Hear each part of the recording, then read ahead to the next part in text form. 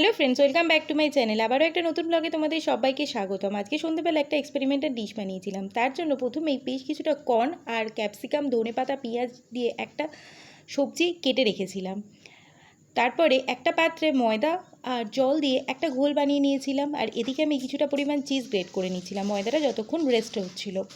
তারপরে ওই ময়দার গোলাটা দিয়ে গোলা রুটি যেভাবে পাতলা পাতলা করে বানায় না, সেভাবেই পাতলা পাতলা করে গোলা রুটির আকারে এটাকে বানিয়ে নিতে হবে। এটাকে কিছুটা স্প্রিং রোলের মতো দেখতে হলেও এটা অ্যাকচুয়ালি চিজকর্ন রোল বানানোর আমি চেষ্টা করেছিলাম, কিন্তু একটু সাইজে বড় হয়ে গিয়েছিলো। বাকি টেস্টের কোনো হেরফের নেই, খেতে একই রকম হয়েছিল আর খেতে খুব টেস্টিও হয়েছিল। এই দেখো, এদিকে আমি ছুরি খুঁজে পাচ্ছিলাম না বলে খুন্তি দিয়েই লঙ্কা কেটে নিয়েছিলাম। তারপরে এভাবে গোলা রুটিগুলোকে বের করে নিয়ে আবারও আরেকখানা আমি ফ্রাই প্যানে হতে দিয়ে দিয়েছিলাম। এটা কিন্তু বানিয়ে রেখে দেওয়া যাবে না, কারণ এটা যতক্ষণ রেখে দেবো তারপরে এটা কিন্তু একদম লেগে যাবে আর নরম হয়ে যাবে। তারপরে এরই মাঝে ওই কর্ন, ক্যাপসিকাম, ধনেপাতা এগুলো দিয়ে এটা ফিল করে দিতে হবে। আর তার উপরে দিয়ে দিতে হবে বেশ কিছুটা পরিমাণে চিজ।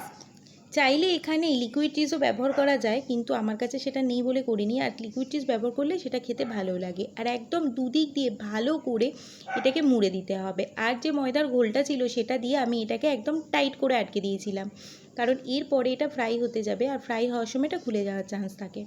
তারপরে ময়দার গোলাটাতে একটু জল দিয়ে একটু পাতলা করে নিয়ে তাতে ডুবিয়ে ব্রেডক্রামে ডুবিয়ে একদম লাল লাল করে ওই ফ্রাই প্যানের মধ্যেই তেল কিছুটা পরিমাণ বেশি তেল দিয়ে ভেজে নিয়েছিলাম।